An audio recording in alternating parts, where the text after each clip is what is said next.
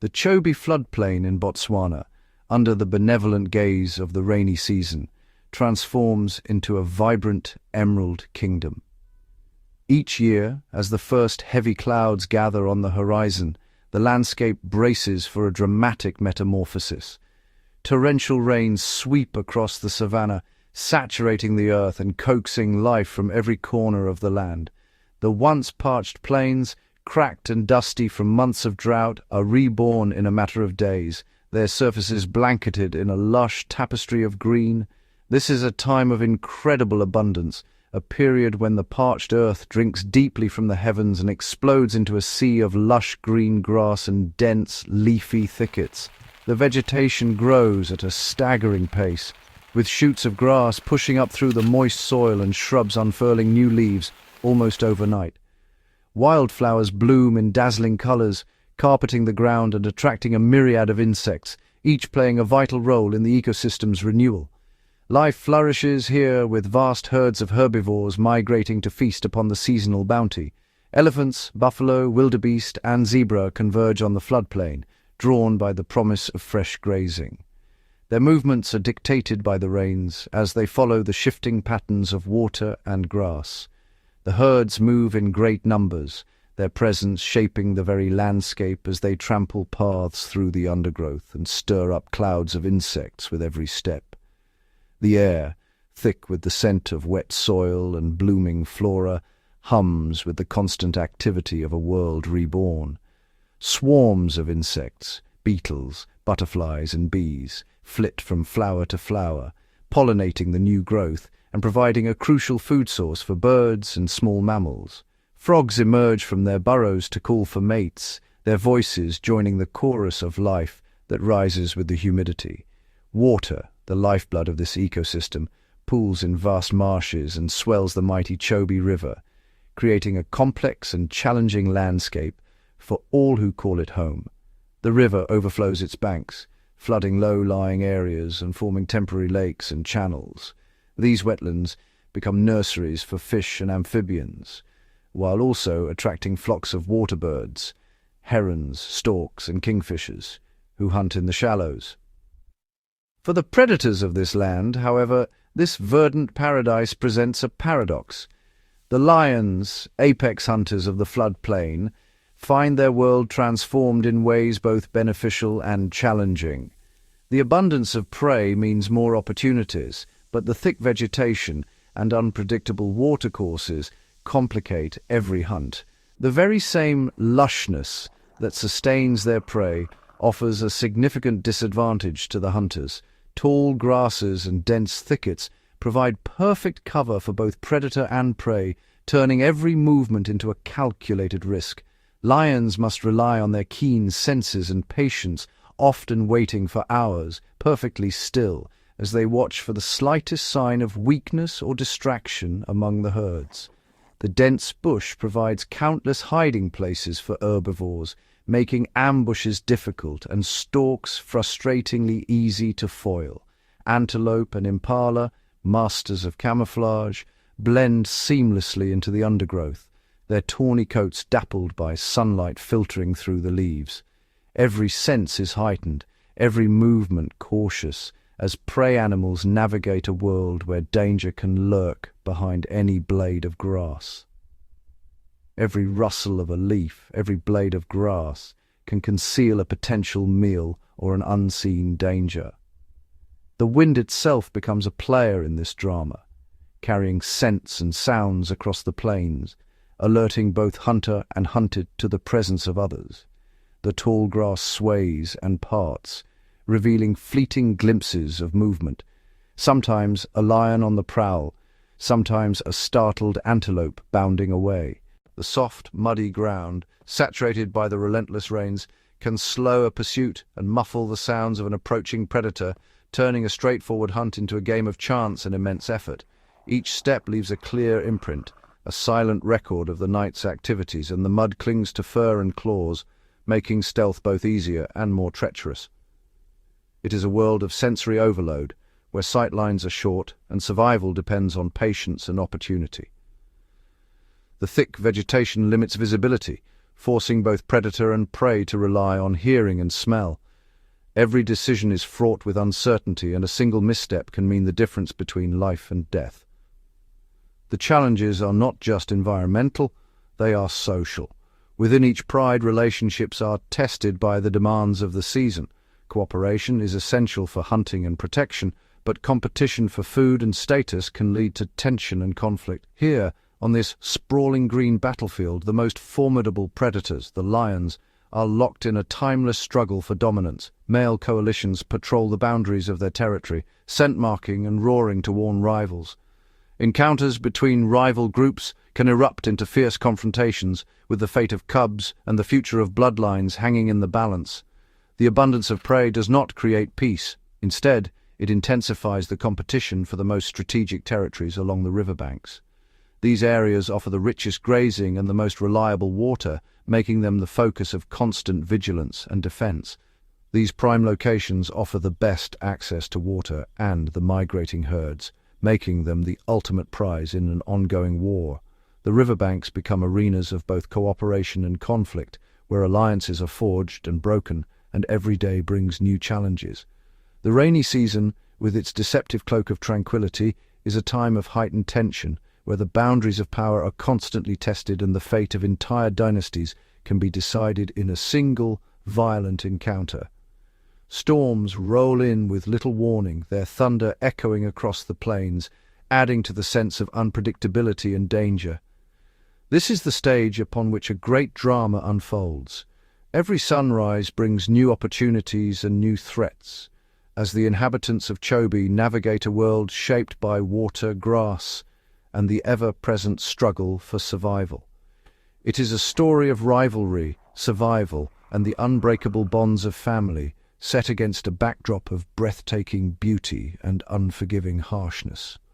Lion cubs learn the rules of the lives of these magnificent animals are governed by the rhythm of the rains and the unwritten laws of the wild. Every creature, from the smallest insect to the largest elephant, is attuned to the subtle changes in weather and landscape, adapting their behaviors to the shifting conditions. Every decision, from a territorial patrol to a desperate hunt, carries the weight of life and death. The lions must balance caution with boldness, patience with action, as they seek to provide for their pride and defend their territory. As the clouds gather and the floodplain thrives, the lions of Chobe prepare for a season that will test their strength, their courage, and their ability to endure in this ever-changing world. The rainy season is both a blessing and a trial, shaping the destinies of all who dwell in this wild, untamed paradise. Deep within the Chobe floodplain, two formidable lion prides dominate the landscape, their territories overlapping in a constant, silent struggle for supremacy. The drama that unfolds here is not just a battle for land, but a daily contest of survival, strategy, and social bonds. The Ihaha pride, a rising force in the region, is led by two powerful brothers, Mad-Eye Moody and Pretty Boy. These males, in the prime of their lives, exude a raw energy and ambition that sets the tone for their entire family. The social structure of the Ihaha pride is tightly knit. The two dominant males are supported by a coalition of lionesses, each with her own rank and role. The lionesses form the backbone of the pride, working together to raise cubs, defend territory, and, most crucially, hunt. The pride's hunting strategy is a masterclass in coordination. At dusk and dawn, the lionesses fan out across the floodplain, using the tall grasses as cover. They communicate with subtle gestures and low growls, encircling herds of impala, buffalo, or zebra. The males, though less involved in the chase, often join the final moments, using their size and strength to bring down larger prey. Daily life in the Ihaha pride is a blend of intense activity and long periods of rest. After a successful hunt, the pride gathers to feed, with the dominant males eating first, followed by the lionesses and then the cubs. Social grooming and play reinforce bonds, while the ever-present threat of rivals keeps the pride alert. Across the invisible, shifting border lies the Waterfront Pride, an older dynasty with a reputation for resilience. For 5 years, brothers Tom Tom and Caller have ruled, their leadership forged through countless battles and hard-won victories. The Waterfront Pride's social structure is a testament to endurance. The 2 senior males, their faces marked by scars, command respect from a coalition of experienced lionesses. These females, some of whom have raised multiple generations of cubs, are experts in both hunting and defense. The Waterfront Lionesses employ a different hunting strategy, shaped by years of defending a prime territory. They often hunt in smaller groups, using the cover of riverine thickets and the element of surprise. Their knowledge of the land allows them to exploit every advantage, from hidden game trails to the shifting patterns of prey. Each day, the Waterfront Pride follows a strict routine. The males patrol the boundaries, scent-marking bushes and trees to warn off intruders. The lionesses lead the cubs to safe resting spots, always alert for danger. Playful tussles among the young are watched closely by mothers who teach them the skills they'll need to survive. The rivalry between the 2 prides is a classic contest of youth versus experience. The Ihaha brothers, driven by the urge to expand, test the Waterfront Pride's defenses at every opportunity. Their patrols are bold, their roars echoing across the plains as both a challenge and a warning. Mad Eye and Pretty Boy, with their coalition of lionesses, are relentless. Their strategy is to probe for weaknesses, seeking any lapse in vigilance that might allow them to seize new ground. Their cubs, still young, are raised in an atmosphere of ambition and constant movement. The Ihaha Pride views the waterfront territory as a prize, lush, well-watered and rich in prey. Every glance across the river is filled with longing and calculation, as the younger pride dreams of dominance. For Tom Tom and Keller, the struggle is deeply personal. Their pride is their legacy, and every member, lioness, cub or adolescent male, depends on their strength and leadership. The older lionesses, fiercely protective, form a defensive wall around the youngest cubs, teaching them the ways of the pride. The threat of losing their territory weighs heavily on the waterfront pride. Every day is a test of endurance as they balance the demands of hunting, raising cubs, and defending their home from the relentless pressure of the Ihaha intruders. The humid air of the floodplain is thick with tension. At sunrise, the calls of lions carry across the grasslands, each roar a statement of intent, a warning to rivals and a reassurance to family. Roaring is more than a display of power. It is a way to communicate territory, to rally pride members, and to intimidate would-be challengers. The sound echoes for miles, a constant reminder of the ongoing battle for dominance. Patrols are a daily ritual. The males move with purpose along the boundaries, their movements deliberate and calculated. Each scent mark, each scrape of the earth, is a message to rivals and a reassurance to their own pride. Tom Tom, ever vigilant, marks the furthest reaches of their domain, while Caller stands guard at the river's edge, watching for any sign of the Ihaha brothers. The lionesses, meanwhile, keep the cubs close, teaching them to recognize the scents and sounds of both friend and foe. The Ihaha brothers, undeterred, continue their relentless advance. They stalk the borders, watching for any sign of weakness, any moment when the waterfront pride's vigilance might falter. In this world, every day is a contest of strength, strategy and survival, a never-ending drama played out beneath the vast African sky. In the brutal calculus of lion society, the ultimate prize of a territorial takeover is not just land, but dominion over the pride's females and the future of the bloodline. The savannah becomes a stage for a relentless struggle, where every roar, every challenge, and every confrontation is a matter of life and death. The arrival of new males at the edge of a pride's territory signals the beginning of a tense and dangerous chapter. These coalitions, often brothers or close allies, move with purpose, their bodies tense and eyes fixed on the pride. The resident males, scarred by years of battle, know what is at stake: their legacy, their offspring, and their very place in the pride. When the confrontation erupts, it is a violent, thunderous affair. The challengers charge, manes bristling, teeth bared, unleashing a fury born of desperation and ambition. The defending males fight with everything they have, but age, injury, or sheer numbers can tip the balance.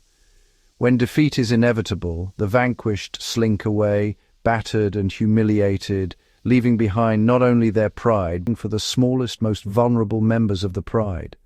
Lionesses, desperate to protect their young, form defensive barriers, using their bodies as shields. They snarl, swipe, and even risk their own lives, but the males are relentless. Cubs scatter in terror, hiding in thickets, pressing close to their mothers, but the odds are against them. Each cub killed is a blow to the pride's future, but for the new males it is a grim necessity. By eliminating the genetic legacy of their rivals, they erase any trace of the former rulers. More importantly, the loss of her cubs brings a lioness back into estrus within weeks, allowing the new males to mate and father their own offspring. In this way, the cycle of conquest and cub-killing ensures that only the strongest, most dominant genes are passed on. This grim reality hangs like a storm cloud over the waterfront pride. The aging rulers, Tom Tom and Kala, have held their territory for 5 years, a rare period of stability in the wild. Their reign has allowed the lionesses to raise several litters, and the pride has flourished. Cubs play in the grass, mothers groom and nurse their young, and the pride moves as a single, cohesive unit. But now every cub is a potential target, every day a fight for survival. The aggressive incursions by Mad Eye and Pretty Boy, 2 ambitious males, are not just about expanding territory. Their presence is a direct threat to the next generation. The lionesses sense the danger, their bodies tense, eyes scanning the horizon for any sign of the intruders. The fear is palpable, every muscle ready to spring into action, every sense attuned to the slightest disturbance. For the mothers, the stakes could not be higher. They know that, if Tom Tom and Kala fall, a wave of violence will sweep through the pride, and their precious young will be the first to perish. The lionesses become hyper-vigilant, moving their cubs frequently, hiding them in the densest thickets and keeping them close at all times. The psychological pressure is immense, a constant weight that never lifts. The Ihaha brothers, another coalition, have already demonstrated their deadly intent. Just a week before, they launched a bold foray deep into waterfront territory. In a heart-wrenching moment, they managed to corner and kill one of the pride's youngest cubs. The lioness mourned over her lost offspring, her grief a silent testament to the brutality of pride takeovers. This act was more than just a random killing. It was a statement, a clear signal to Tom Tom and Kala that their reign was faltering, that they could no longer guarantee the safety of their family's most vulnerable members. The loss of the cubs sent shockwaves through the pride. The mothers became even more protective, their anxiety heightened to a fever pitch. The males, enraged and humiliated, patrolled the territory with renewed urgency, but also with a growing sense of dread. The balance of power was shifting, and everyone could feel it. The act of infanticide has now escalated the conflict from a territorial dispute to a full-blown war. The males of the waterfront pride are no longer fighting just for hunting grounds or dominance. They are battling for the very survival of their bloodline. Every encounter with the intruders is a desperate attempt to hold back the tide of change, to protect the cubs that represent their legacy. The lionesses, in turn, are forced to become more secretive and defensive than ever before. They carry their cubs gently through the undergrowth, hiding them in the thickest, most impenetrable parts of the savannah. They move constantly, never staying in one place for long, always alert to the possibility of discovery. The stress is visible in every movement, the heavy breathing, the wide, anxious eyes, the restless pacing at the den entrance. Every distant roar, every unfamiliar scent on the wind could signal the approach of the cub killers. The mothers flinch at every sound, their bodies coiled with tension, ready to defend or flee at a moment's notice. In this world of perpetual danger, the fight to keep their young alive is unending, a testament to the fierce maternal instincts that drive the pride's survival against overwhelming odds. In this high-stakes conflict, actions carry symbolic weight, and Pretty Boy of the Ihaha pride is about to deliver the ultimate insult. While his brother Mad Eye Moody patrols and terrorizes the borders, Pretty Boy embarks on a solo mission deep into the heart of Waterfront territory. His target is not another lion, but the vast herds of buffalo that graze on the floodplain. With remarkable skill and audacity, he singles out a vulnerable buffalo calf, separates it from its formidable mother, and makes a swift, efficient kill. This hunt is not just about securing a meal, it is a profound act of dominance and disrespect. To hunt and kill on another pride's land is a brazen challenge, but to do so alone and then attempt to keep the prize demonstrates supreme confidence. After securing his kill, Pretty Boy does not immediately feast. Instead, he painstakingly drags the heavy carcass away from the open plains and into a dense patch of shrubbery. His intention is clear: to hide his meal from scavenging vultures and, more importantly, from the rightful owners of this land, Tom Tom and Kola. He is treating their kingdom as his own personal larder, a gesture designed to enrage and humiliate the resident males. The scent of a fresh kill, however, is difficult to contain in the humid air. Soon the unmistakable aroma of blood and fresh meat drifts on the breeze, an unavoidable announcement of the event. It doesn't take long for opportunistic scavengers to arrive.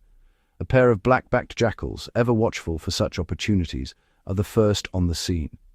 With nervous energy, they dart in and out, tearing at the soft stomach of the buffalo calf, devouring the nutrient-rich entrails before the powerful owner returns. Their presence acts as another signal, confirming that a predator's bounty lies hidden nearby. This act by Pretty Boy is a calculated provocation. It is a message to the Waterfront pride that their control is slipping, that an enemy can waltz into their home, take their resources, and stash them away with impunity. For Tom Tom and Kola, discovering this kill within their borders would be a grave insult, a sign of their weakening authority.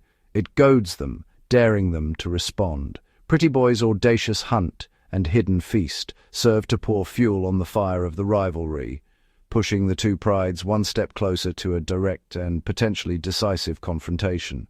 The risks Pretty Boy takes are immense. Venturing alone into enemy territory, he risks encountering hostile lions who would not hesitate to attack an intruder.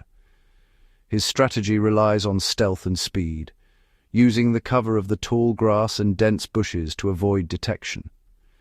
Every step is calculated, every movement deliberate, as he listens for any signs of approaching danger. His eyes scan the horizon constantly, alert to any movement that could signal the presence of rival lions. The consequences of his actions are far-reaching. By successfully hunting and hiding his kill, Pretty Boy not only secures a meal, but also sends a powerful message to the Waterfront pride. His bold move asserts his dominance and challenges the authority of Tom Tom and Kola, setting the stage for an inevitable clash. The tension in the savannah builds, as the scent of blood and the presence of scavengers signal the unfolding drama to all nearby. The Ihaha pride, aware of Pretty Boy's actions, prepares for the potential fallout, knowing that their bold members' actions could lead to a fierce confrontation. United and ready, they move through the savannah, their collective strength a formidable force. The stage is set for an intense standoff, as the two prides face off, each determined to assert their dominance and protect their territory. Muscles tensed and snarls echoing through the air, the lions prepare for the battle that could change the balance of power in the savannah. As the prides charge forward, the clash becomes imminent, a testament to the high stakes and the relentless struggle for survival in the wild. Caught in the perilous no-man's land between two warring prides, a lone young male named Einstein faces a daily battle for survival. His world is a vast, unforgiving expanse of grass and shadow, where every sound could signal danger and every movement must be calculated. Once a member of the Waterfront Pride, Einstein has been cast out from his family, forced into a solitary existence, as is the fate of all young males. The bonds of kinship are severed, and the warmth of the pride is replaced by the cold reality of isolation. Now in his prime, Einstein possesses the physical strength for independence, but he lacks the confidence and experience to truly thrive alone.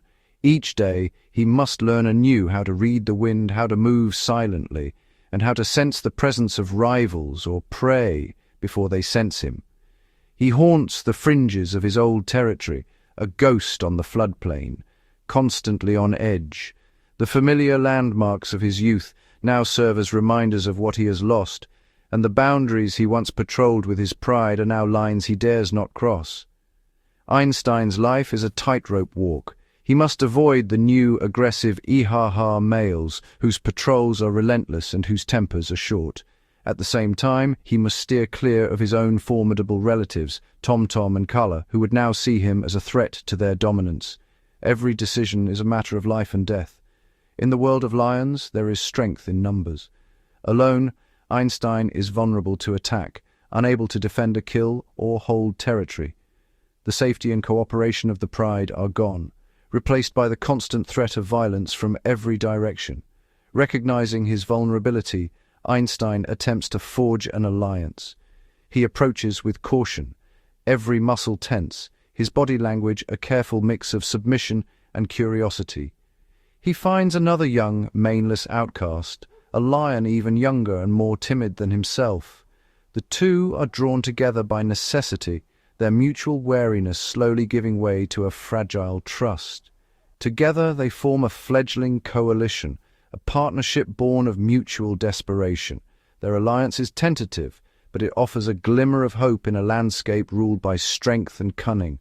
Their combined presence offers a small measure of security against other predators. With two sets of eyes and ears, they can better detect threats, and together they hope to improve their hunting prospects, learning to move as one through the tall grass. A coalition of two males has a much better chance of bringing down large prey and, eventually, challenging for a territory of their own. The promise of future dominance is a distant dream, but for now, survival is their only goal. For a brief period, it seems Einstein's lonely struggle might be over. The two young lions rest together, sharing warmth and companionship, their bond a small comfort in a world of uncertainty. However, their inexperience quickly becomes apparent. Their attempts at hunting are clumsy, their movements uncoordinated, and their strategies untested. The duo struggles to coordinate their efforts, their hunts ending in failure. Prey animals sense their hesitation and escape with ease, leaving the young lions hungry and frustrated. They lack the strategic prowess and raw courage that define successful male lions. Each failed hunt chips away at their confidence, and the hunger grows more acute. An attempt to hunt eland, the largest of the antelope, ends in a clumsy, disorganized chase. The eland escapes, and the lions are left panting and empty-bellied, their energy reserves dwindling. Even a herd of elephants prey Einstein might have helped hunt with the powerful lionesses of his birth pride is now an impossible target for the two young males. The elephants stand united, their size and strength an impenetrable barrier. Their temporary alliance bears no fruit, and the gnawing hunger remains a constant companion. The savannah offers little mercy, and every failed hunt brings them closer to the edge. Their bond, built only on need, begins to fray under the strain of failure. Hunger breeds tension, and the fragile trust between them starts to unravel. The fragile coalition soon dissolves. The two young lions, once united by desperation, now part ways, each forced to face the wilderness alone once more. Disheartened by their lack of success, Einstein's young companion abandons him, vanishing back into the vastness of the floodplain to try his luck elsewhere. The emptiness of the landscape swallows him, leaving Einstein more isolated than ever. Einstein is once again utterly alone, and his situation is more precarious than ever. Every day is a test of endurance, every night a gauntlet of unseen threats. He is trapped, a solitary pawn in a game of kings, surrounded by 4 hostile, battle-hardened males.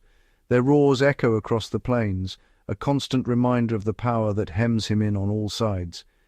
His only option is to descend deeper into the shadows, to become even more of a ghost. He moves at dusk and dawn, hugging the cover of darkness, his senses sharpened by necessity. Einstein must hide, conserve his energy, and survive on scraps, scavenging the remains of kills left by others, snatching what little he can from the jaws of hyenas or vultures. Every meal is a victory, every day survived a testament to his resilience.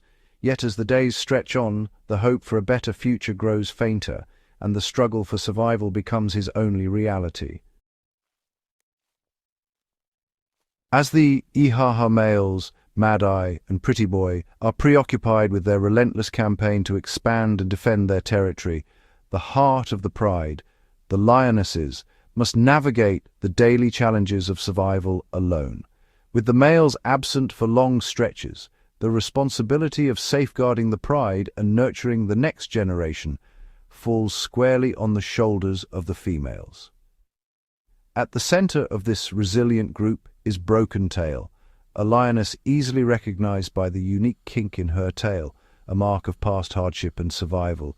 She is not only a mother, but also the de facto leader, guiding the pride with a blend of caution and courage. Broken Tail and her sisters have developed a finely tuned system of cooperation.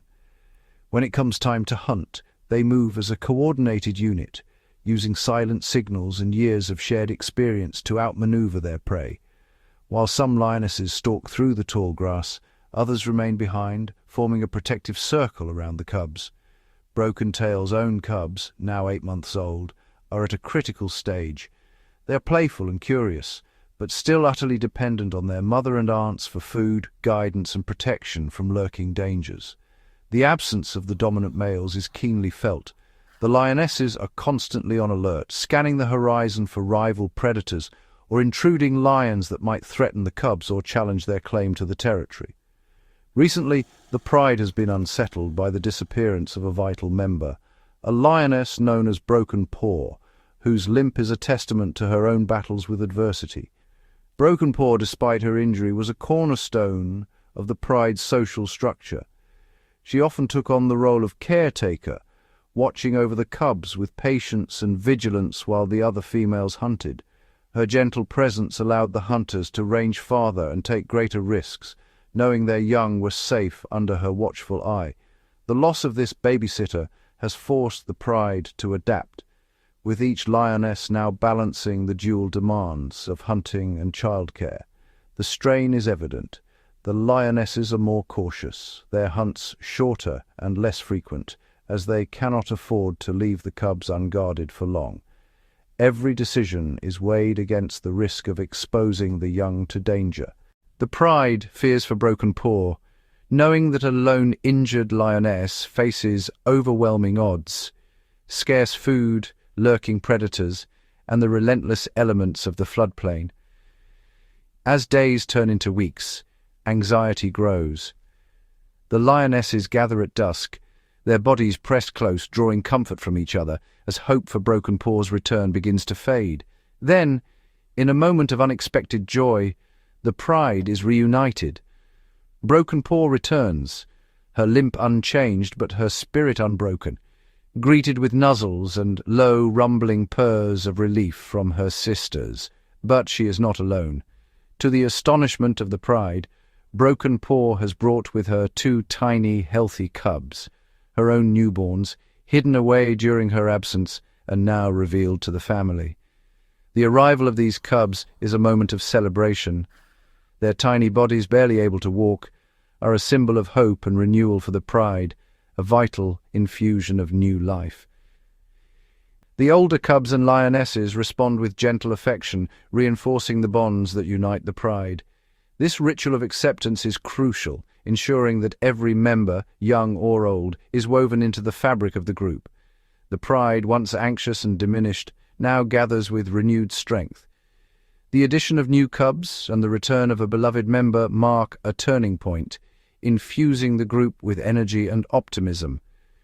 With their numbers bolstered, the lionesses can once again share the burdens of hunting and childcare, each drawing on the support and skills of her sisters.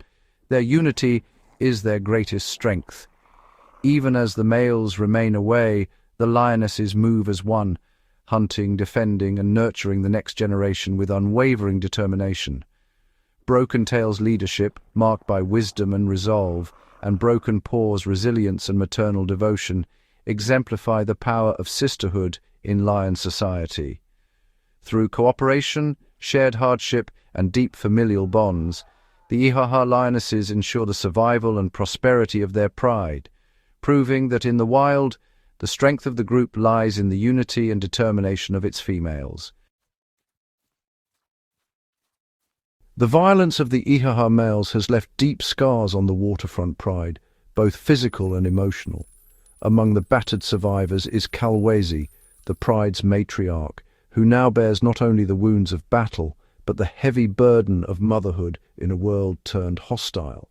Kalwezi's 3 surviving cubs, once part of a boisterous quartet, now cling to her side. Their days, once filled with the carefree play of youth, have become a delicate balance between innocence and the ever-present threat of danger. Even in the shadow of loss, the cubs' playful spirits persist. In the golden light of dawn, they tumble through the tall grass, pouncing on each other's tails, their tiny roars echoing faintly across the savannah.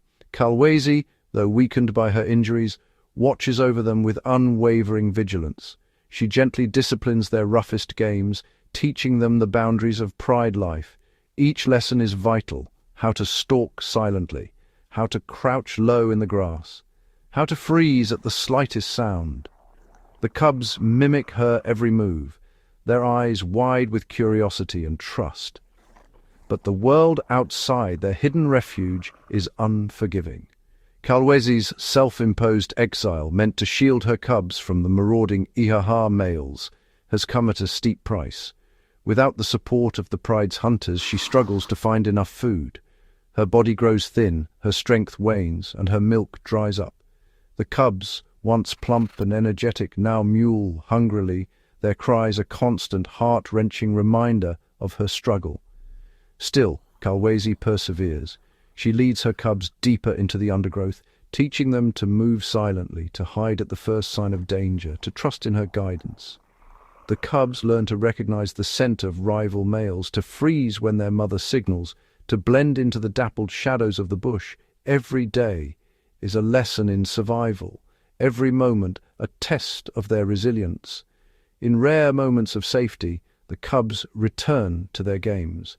They stalk beetles through the grass, practice their hunting skills on each other, and nuzzle against their mother for comfort. Kalwezi grooms them with gentle licks, reinforcing the bonds that hold their fragile family together. Even in hardship, she nurtures their curiosity, encouraging them to explore their world while keeping them close. When hunger becomes unbearable, Kalwezi is forced to take risks. She sniffs the air for the scent of a kill, leading her cubs through marsh and grass in search of food. The cubs, though weak, follow her faithfully, their trust in her absolute. When they finally reach a carcass guarded by other lionesses, Kalwezi waits on the periphery, her posture submissive, her hope fragile. After the dominant lionesses have eaten, Kalwezi and her cubs are allowed to scavenge the remains. The cubs, desperate and trembling, feast on scraps and bones, their hunger momentarily eased. It is a hard-won victory, a testament to Kalwezi's determination and the cubs' will to survive. Through every hardship, Kalwezi's devotion never wavers. She teaches her cubs not just how to survive, but how to be lions, how to play, to learn, to endure. In the heart of the savannah, far from the safety of the pride, the story of Kalwezi and her cubs is one of resilience, love, and the fierce lessons of the wild. While the lion's ongoing drama of succession and survival often commands the spotlight, The Chobe floodplain is a living tapestry, woven from the lives of countless other creatures, each playing a vital role in this intricate ecosystem. As the rainy season transforms the landscape, the floodplain bursts into vibrant life. Water pools in shallow depressions, nourishing a carpet of emerald grasses and wildflowers. Herds of herbivores, zebra, wildebeest, impala, and buffalo gather in great numbers, drawn by the abundance of fresh grazing. The air is alive with the calls of birds, and the ground trembles beneath the hooves of migrating animals. Towering above the plains, giraffes move with stately grace, their long necks reaching for the tender leaves of acacia trees. For these gentle giants, the season is a time of feasting and growth. Yet, even among giraffes, competition is fierce. Males engage in spectacular contests of strength, known as necking, swinging their powerful necks like sledgehammers in slow-motion duels for dominance. The impact of these battles echoes across the savannah as heads slam into rivals' bodies with bone-jarring force. These are not fights to the death, but tests of strength and stamina, determining which male will earn the right to court receptive females and pass on his genes to the next generation. Females watch nearby, their calm presence a stark contrast to the testosterone-fueled clashes. The outcome of these duels shapes the future of the herd, ensuring only the strongest contribute to the next generation. Elsewhere, the floodplain is dominated by the sheer power and presence of its largest inhabitants. Elephants, the undisputed giants of the land, move with deliberate confidence. A lone, single-tusked bull, ancient and wise, wanders through the sea of grass, his every step a reminder of the strength and memory carried by his kind. The bull's path brings him close to the Ihaha pride, sprawled in the shade, bellies full from a recent meal. The lions, apex predators in their own right, barely stir as the elephant approaches, their golden eyes half closed in the heat of the day. Yet the bull is unimpressed by their presence, his massive form dwarfing even the largest male lion. With a sudden burst of energy, the elephant flares his ears and trumpets, launching a mock charge. Dust billows around him as he asserts his dominance, sending the lions scattering in all directions. Even the kings of the savannah must yield to the true giants of this land, who move with an air of unchallenged authority. The floodplain is a realm of shifting power, where size, strength, and cunning determine who rules and who yields. The presence of the elephant is a potent reminder that dominance is never absolute, and every creature must find its place within the hierarchy of the wild. The abundance of life on the floodplain means that every day is a delicate dance between hunter and hunted. Impala herds graze near the marshy riverbanks, their large, sensitive ears swiveling constantly, alert for the slightest hint of danger. Their survival depends on vigilance and speed, for predators are never far away. When a group of waterfront lionesses launches an ambush, the impala's response is instantaneous.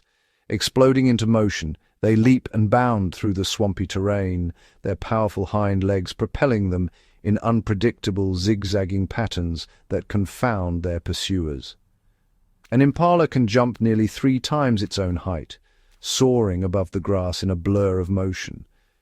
This remarkable agility is an evolutionary gift, making them one of the most elusive targets on the floodplain. The lionesses, despite their skill and coordination, are left behind, their hunt foiled by the athleticism and alertness of their intended prey. The balance between predator and prey is never static, each encounter a test of adaptation and instinct. The lions regroup, resting and conserving energy for the next opportunity. In the wild, failure is as much a part of life as success, and every animal must endure its share of both. Even after a successful hunt, the story of the floodplain continues. The scent of blood draws a host of scavengers, vultures, hyenas, and jackals, each waiting for their chance to claim a share of the spoils. When Pretty Boy, a powerful male lion, drags his buffalo calf kill into the tall grass, he hopes to keep it hidden from prying eyes. But the keen senses of the black-backed jackals betray him. These intelligent, opportunistic carnivores are always on the lookout for an easy meal. The jackals move in swiftly, their bodies tense with nervous energy. Every glance is a check for danger, every step a calculated risk. They know the lion could return at any moment, and their lives depend on their speed and caution. Working quickly, the jackals tear open the carcass, feasting on the nutrient-rich stomach and organs. Their sharp teeth and strong jaws make short work of the remains, ensuring that nothing goes to waste. Alongside the jackals, vultures descend in swirling flocks, their keen eyes spotting the kill from miles away. Together, these scavengers play a vital role in the ecosystem, cleaning up the remains and returning vital nutrients to the soil. In this way, the energy of the kill is recycled, nourishing the floodplain and sustaining the web of life for another season. In the heart of Africa, the Chobe floodplain stands as a living testament to the ceaseless rhythm of nature, a land sculpted by the eternal dance of sun, rain, and wind. As the days gradually shorten and the nourishing rains become a distant memory, the landscape begins a subtle yet profound transformation, one that echoes through every blade of grass and every living creature that calls this place home.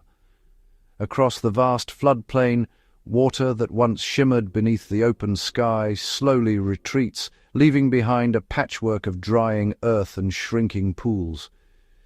The air grows heavier, the scent of moisture replaced by the dusty breath of the coming dry season. The lush emerald carpet that flourished in the wake of the rains, so vibrant, so full of promise, begins to lose its brilliance. Slowly the green yields to a tapestry of gold and brown, the colours of endurance and survival, as the land braces itself for the long, unyielding dry. Marshes that once teemed with life contract, their edges curling inward, exposing mudflats and cracked earth. The once soft ground hardens beneath the relentless gaze of the sun, each fissure a silent record of the land's struggle. For the animals, this shift is more than a change in scenery. It is a rewriting of the rules of existence. Herds sense the change in the air, their movements growing restless as they search for dwindling water and fresh grazing. The dense thickets and tall grasses that once offered sanctuary to the vulnerable begin to thin and vanish, leaving antelope, zebra, and other grazers exposed beneath the vast open sky, their every movement watched by unseen eyes. For the predators, the changing landscape is an opportunity. The open plains tip the balance in their favor, making the hunt less a game of chance and more a test of patience and skill. The drama of the rival prides, each group a living embodiment of the land's fierce spirit, unfolds against this ever-shifting backdrop. The Ihaha pride, strong and united, and the Waterfront pride, equally determined, are locked in a contest as old as the floodplain itself. Their struggles, their alliances, and their rivalries are but a reflection of the relentless contest for survival that defines this land. Dominant males, driven by ambition and instinct, clash in displays of power, their roars echoing across the plains. Older lions, marked by the scars of countless battles, rest in the shade, their bodies weary but their spirits unbroken. On the fringes, solitary outcasts wander, each step a testament to resilience in the face of isolation. Lion cubs huddle close, watched over by vigilant mothers, their survival hanging on every decision, every lesson learned in the wild. Mothers like Kalwezi and Kiza, wise and cunning, teach their young the ways of the land, how to stalk, how to hide, how to endure. The strength of the sisterhood, their unity and cooperation, is a force as powerful as any river, binding the pride together through hardship and triumph. All around, the wildlife adapts, each species finding its own way to meet the challenges of the changing season. Some grow lean and swift, others patient and cunning, all shaped by the demands of survival. Giraffes spar for dominance, their long necks entwined in slow-motion combat, while jackals skulk at the water's edge, ever watchful for opportunity. Every creature, from the smallest insect to the largest elephant, plays a role in this intricate web, their lives woven together by the cycles of abundance and scarcity. The pulse of the floodplain is felt in the great migrations, in the restless movement of herds, in the quiet persistence of those who remain behind. An elephant's thunderous charge, an impala's desperate leap, a lioness's silent stalk. Each act reverberates through the ecosystem, setting off a cascade of consequences. The ripple of a single movement can alter the fate of many, as the balance of power shifts with every heartbeat. Predator and prey are locked in a perpetual contest, their destinies intertwined, each shaping the other's evolution and behavior. Alliances form and dissolve as necessity dictates. Today's companion may be tomorrow's rival, and every relationship is fleeting.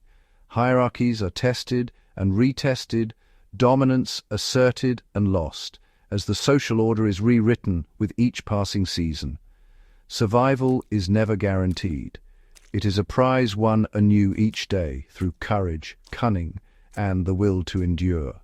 The Chobe floodplain, with its sweeping vistas and dramatic skies, is a stage for stories of resilience and adaptation, a place where the wild reveals its true, unyielding nature.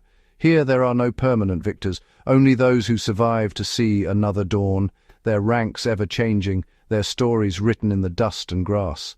The land itself is the ultimate judge, its moods and cycles shaping the destiny of all who dwell here. With each shift in weather, each transition from wet to dry, the terms of life are rewritten, demanding new strategies, new strengths. As the floodplain braces for the great drying, every creature prepares. Some by moving on, others by digging in, all by adapting in ways both ancient and ingenious. The lions, ever watchful, adjust their strategies, while antelope and zebra grow more vigilant, their senses sharpened by necessity. The cycle of conflict and challenge continues, unbroken and unending. Through struggle and adaptation, through loss and renewal, the story of survival is told again and again, echoing through the ages. The ancient baobabs stand as silent witnesses, their roots deep in the earth, their branches reaching for the sky, enduring as the land itself. Across the magnificent and unforgiving landscapes of Africa, the cycles of nature continue, unyielding, beautiful, and ever-changing, a testament to the resilience of life in a land of constant change. As the sun slips below the horizon and darkness blankets the Chobe floodplain, a new world awakens, a world governed by shadows and silence, where every sound carries meaning and every movement may tip the balance between life and death. For the lion prides, nightfall is not a time of rest, but the true beginning of their day. Eyes gleaming in the moonlight, the Ihaha and Waterfront prides come alive, their tawny forms melting into the darkness. The air is cooler now, heavy with the scents of the night, damp earth, crushed grass, and the faint musk of distant herds. Communication begins with low, rumbling contact calls, soft, almost inaudible to human ears, but unmistakable to those who share the night. These deep vocalizations keep the pride connected as they fan out across the floodplain, each lion attuned to the subtle cues of their kin. The hunt unfolds in near silence. Lionesses lead, their bodies low and fluid, using the cover of darkness to close the distance on unsuspecting prey. Every step is calculated, every pause deliberate. Zebra and antelope, their senses dulled by fatigue, graze cautiously, ever alert for the flicker of movement that spells danger. The lion's strategy is one of patience and coordination, a silent ballet, where a sudden burst of speed may mean the difference between feast and famine. Elsewhere, the night belongs to more than just lions. Hyenas cackle in the distance, their calls echoing across the plains as they track the movements of the prides, waiting for an opportunity to scavenge a meal or challenge the lions for a hard-won prize. Jackals slink along the fringes, their sharp eyes catching every glint and shadow, while bush babies and jennets flit through the trees, safe from the drama below. In these hours, the floodplain's nocturnal chorus swells. Frogs croak from shrinking pools, and owls glide silently overhead, watching the unfolding drama from above. The lions are both hunters and hunted, aware that a single misstep can invite a challenge from rival prides, or a sudden dangerous encounter with a herd of elephants on the move. As the moon climbs higher, the social bonds of the pride are reaffirmed in quiet moments. A gentle nuzzle, a shared grooming session, a playful swat between cubs emboldened by the cool air. These interactions knit the pride together, strengthening the alliances that will be tested again when dawn arrives. In the darkness, the floodplain is transformed, a realm where senses are sharpened, instincts reign, and every creature must trust in its ability to read the signs of the night. For the lions of Chobe, the nocturnal world is one of opportunity and peril, of whispered communication and silent pursuit. Under the velvet sky, their story continues, a living testament to the ceaseless rhythm of survival, written in the shadows and revealed by the first light of dawn. As the night deepens, the Chobe floodplain becomes a battleground of stealth and strategy, where the lions are not the only predators vying for dominance. The intricate dance of survival involves a complex web of competition, territory, and the ever-present struggle for food. Hyenas, with their powerful jaws and unyielding persistence, are the lion's most formidable rivals. These cunning scavengers and adept hunters follow the lion's every move, their eerie laughter echoing across the plains. In numbers, hyenas can challenge even the strongest lion prides, their boldness fueled by hunger and the scent of a potential meal. Territorial disputes often escalate into fierce confrontations, where both species display their strength and cunning. The balance of power shifts constantly, dictated by the size of each group and the desperation of their hunger. Leopards, solitary and elusive, navigate this landscape with unmatched stealth. They avoid direct confrontations with lions and hyenas, preferring the cover of trees and the shadows of the night to stalk their prey. These solitary hunters are masters of ambush, their lithe bodies and powerful limbs enabling them to take down prey with lethal precision. Despite their solitary nature, leopards must remain vigilant, as a misstep could lead to a deadly encounter with a lion or a pack of hyenas. The competition extends to the scavengers of the night. Jackals, ever opportunistic, linger on the periphery, ready to snatch any scraps left behind by the larger predators. Their sharp senses and quick reflexes keep them one step ahead in this relentless struggle for survival. Even the nocturnal birds of prey, like owls, play a part in this intricate ecosystem, preying on smaller creatures and adding to the chorus of competition. In this nocturnal world, the lines between hunter and hunted blur. Each predator must navigate a landscape fraught with danger, where the pursuit of food is a high-stakes gamble. The lions, aware of the ever-present threat from their rivals, must defend their kills and their territory with unwavering resolve. Their roars, deep and resonant, serve as both a warning and a declaration of dominance. As the sky begins to lighten and the first hints of dawn appear, the floodplain quiets once more. The lions, hyenas, leopards, and other predators retreat to their respective shelters, their nightly battles temporarily paused. The cycle of competition and survival will resume with the setting sun, a testament to the relentless and unforgiving nature of life on the Chobe floodplain. In this land of constant change, the interplay between these formidable predators shapes the very essence of their existence. Their stories are woven together in a tapestry of conflict, resilience, and the unending quest for survival. As the Chobe floodplain shifts through the seasons, the rhythm of life for the lion prides is transformed.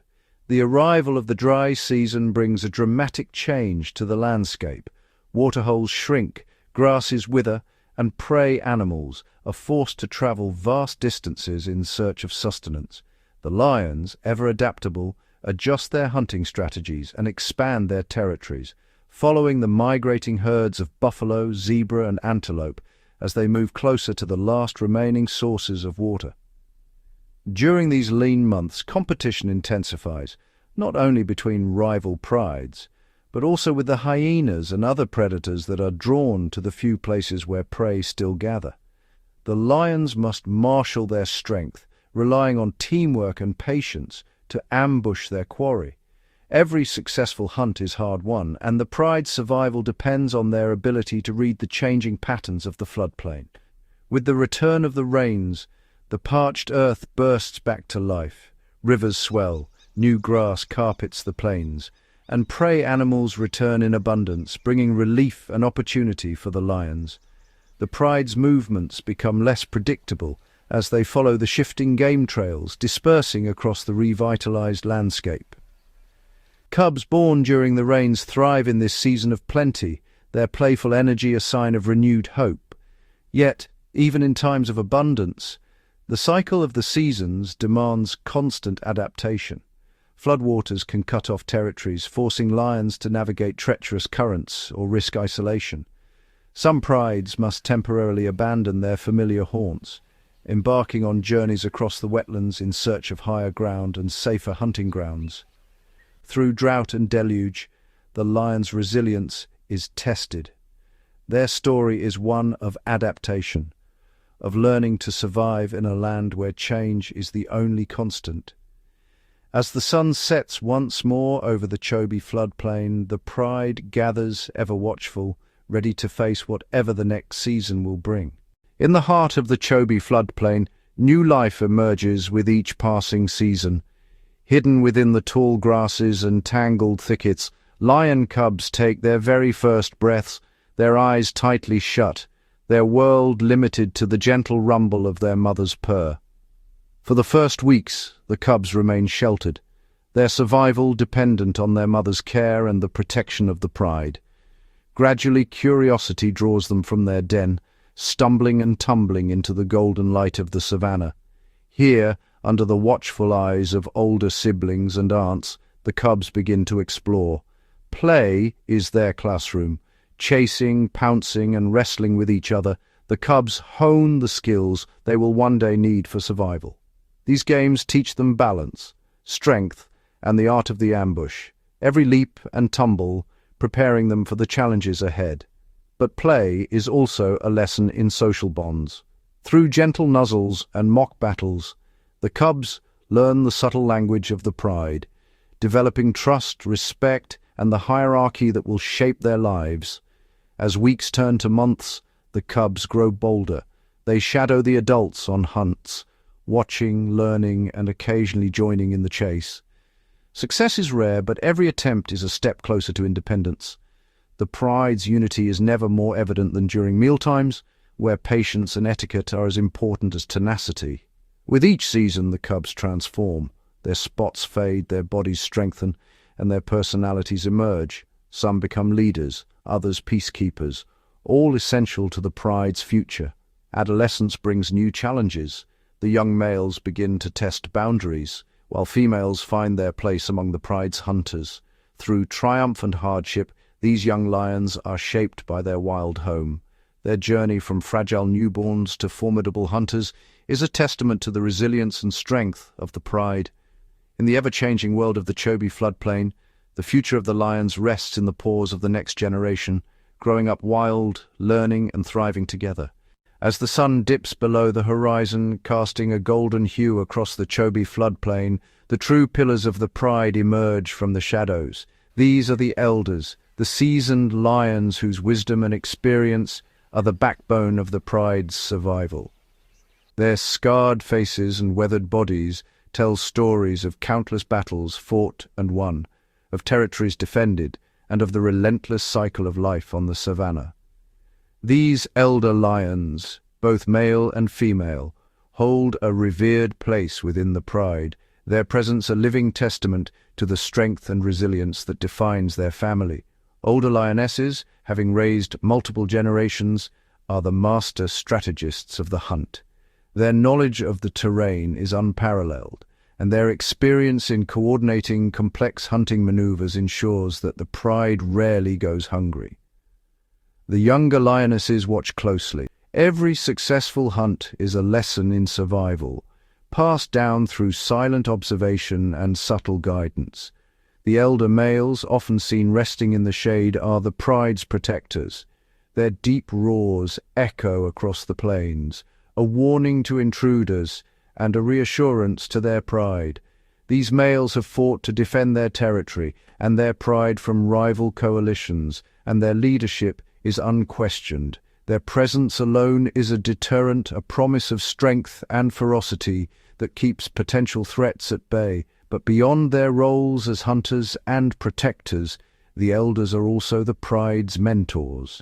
Through gentle nuzzles and firm corrections, and the skills needed to survive in the wild are all imparted through these daily interactions. The cubs learn to navigate the complex social structure of the pride, understanding their place within it and the responsibilities that come with it. As night falls, the pride gathers, and the elders take their place at the heart of this powerful family unit. Their eyes, reflecting the light of the moon, hold the secrets of the Savannah, a legacy of knowledge that ensures the pride's continuity. In the ever-changing landscape of the Chobe floodplain, it is the wisdom of the elders that guides the pride, ensuring that each new generation is prepared for the challenges and triumphs that lie ahead. The legacy of these venerable lions is etched in the very fabric of their family, a testament to the enduring strength and unity of the pride. Across the vast expanse of the Chobe floodplain, lions have become true masters of adaptation. Every aspect of their lives, how they hunt, communicate, and work together, has evolved in harmony with this ever-changing landscape. When it comes to hunting, lions rely on a blend of stealth, strategy, and teamwork. The tall grasses offer perfect cover, allowing lionesses to stalk prey with near-invisible precision. Using silent signals, flicks of the tail, subtle shifts in posture, they coordinate their movements, fanning out to encircle herds of antelope or buffalo. Timing is everything. At a silent cue, the pride launches a coordinated ambush, each lioness knowing her role by heart. The result, a swift, efficient takedown that maximizes their chances of a successful meal. Communication is the glue that binds the pride. Through a complex language of roars, grunts, moans, and even scent markings, lions convey messages across great distances. A low rumble signals reassurance, while a thunderous roar can warn rivals miles away. Cubs learn to recognize their mother's calls from an early age, ensuring they never stray far from the safety of the group. Cooperation is not just a hunting strategy, it is a way of life. Lions share the spoils of their hunts, grooming one another to reinforce bonds and reduce tension. When danger looms, the pride bands together, forming a formidable defensive wall against threats. These adaptations, perfected over generations, are what allow lions to thrive in a land of extremes. Whether enduring the harsh dry season or navigating the flooded plains, the pride's resilience is a testament to their remarkable ability to live, hunt, and survive as one. In the heart of Chobe, every day is a lesson in evolution, and the lions remain the undisputed masters of their domain.